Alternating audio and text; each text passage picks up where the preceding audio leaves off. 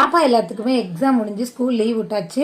எப்பயுமே இந்த Christmas holidays அப்படின்னா என் தங்கச்சி ஈரோட்லேருந்து கண்டிப்பாக திருச்சி வந்துடுவா. இந்த 1 வீக்கும் பார்த்தீங்கன்னா செம்ம ஷாப்பிங், செம்ம என்ஜாய்மெண்ட்டாக இருக்கும். இந்த கிறிஸ்மஸ்க்கும் என் தங்கச்சி ஊர்லேருந்து வந்திருக்கா.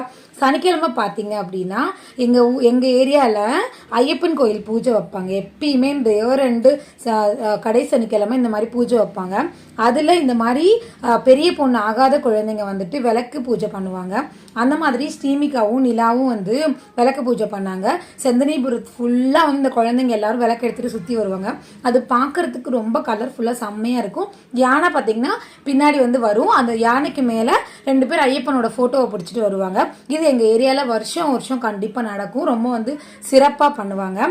இந்த வருஷம் நிலாவும் ஸ்ரீமிகாவும் இந்த ஃபெஸ்டிவலில் கலந்துக்கிட்டு விளக்கு அணியாமல் வீடு வரைக்கும் கொண்டு வச்சுட்டாங்க. 2 பேத்துக்கு கொஞ்சம் டயர்ட் ஆகிடுச்சு. நைட்டு பார்த்தீங்கன்னா மணி 10:45 ஆயிடுச்சு. அதனால ரொம்ப டயர்ட் ஆகிட்டாங்க.